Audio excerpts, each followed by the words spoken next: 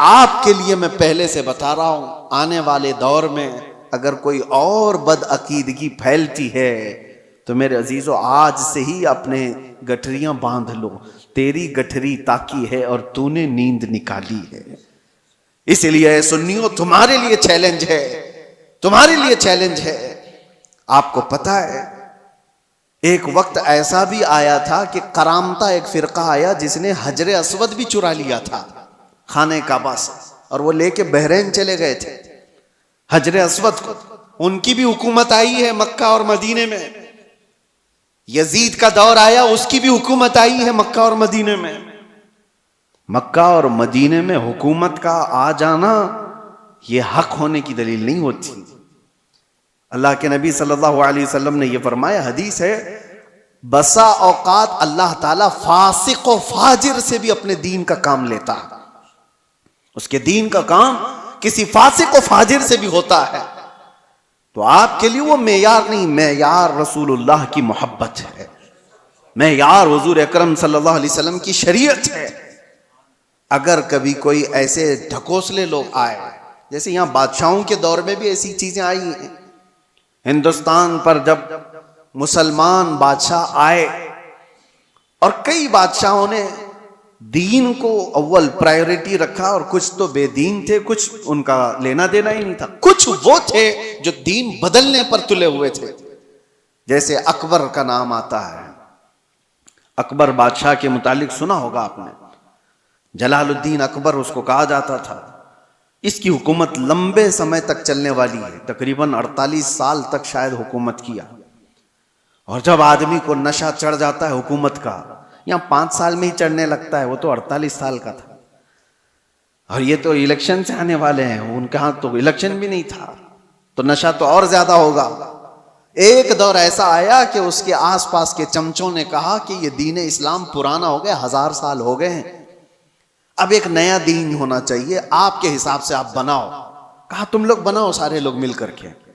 तो वहां के फुजला खार जो थे वो सब तैयार हो गए, पैसे लेंगे और बनाएंगे। एक नया दीन बनाया गया। नया दीन क्या था? अजान की जगह सीप बजाई जाएगी।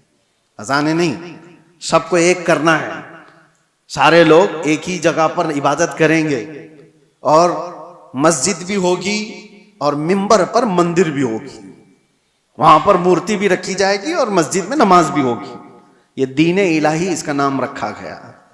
और हद ये है मेरे अजीजों, जो बात मैं कह रहा हूं, ताकत और सियासत का असर अवाम पर बहुत होता है। हजारों और लाखों की तादाद में लोग उसके दीन को मानने भी लग गए। शुरुआत हो गई, कितने मौलवी भी शुरू हो गए कि हाँ एक मॉडर्निज्म है, नयापन है, होना चाहिए, बादशाह ने कहा है तो सही है। लेकिन हमें ये बात कह रहा हूं ना, हर जमाने में गुमराह पूरे नहीं होते।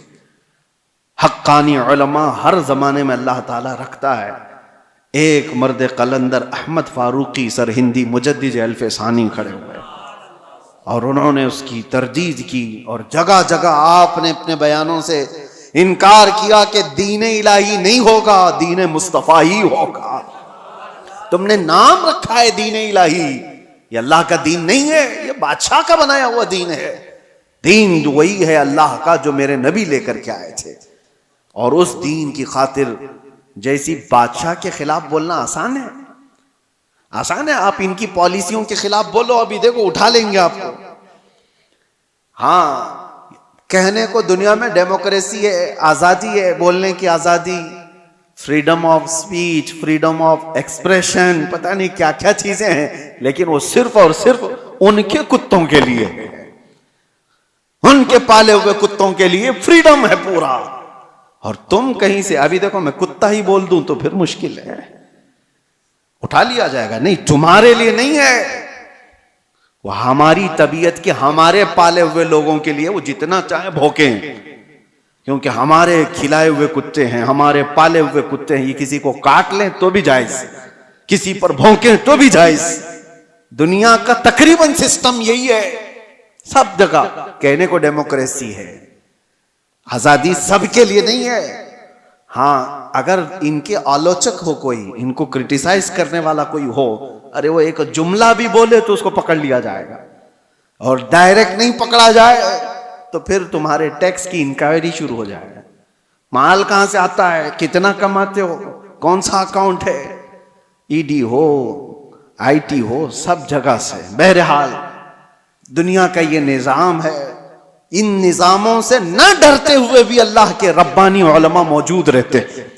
मुजद्दिद अल-फसानी को 8 साल तक जेल में रखा गया था, सिर्फ अकबर के लाए हुए दीन की मुखालफत करने की वजह से। लेकिन हुआ क्या, अकबर मर गया, उसका बेटा जहांगीर आया और उसको जब बताया गया कि जेल में मौजूद एक आलिम ऐसा है जो 8 साल में 700 कैदियों को आलिम बना दिया, वो वहां पर भी तबलीग कर रहा है, आजाद कराया गया। और उसके बाद फिर उसी सुरखरुई के साथ, इज्जत के साथ मुजद्दिद अल-फसानी दीन मुस्तफा का काम करके गए दुनिया से।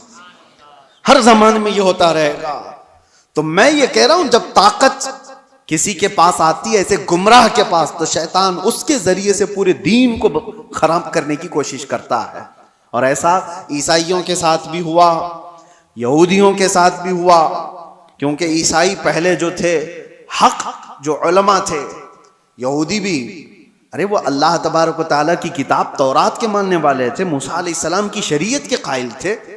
लेकिन जैसे ही किसी के पास पावर आया, शैतान उसके सर पर सवार हुआ और उसके जरिए से गुमराहियां शुरू की, तो यहूदी उसके पैरोकार उसके तरफ चले गए। ईसाइयों में भी ऐसे ही हुआ।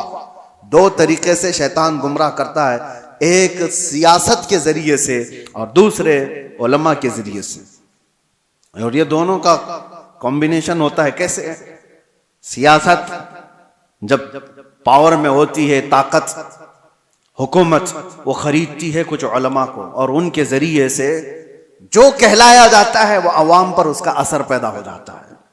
हत्ता कि मैं देख रहा था एक इंटरव्यू को, हैरत होती है, आपके पास बहुत सारी चीजें आती हैं, साइंस प्रूवन है, साइंस प्रूवन है। क्या है मतलब, कुछ खाने पीने की चीजें आपके पास आ रही हैं, ये खाओ, ये डाइट बहुत ही उम्दा है और साइंस प्रूवन है, साइंस ने इसका सब सर्च किया है और सारी चीजें इस पर सर्वे हुआ है और बड़े बड़े साइंटिस्ट ने इस पर मोहर लगाई है।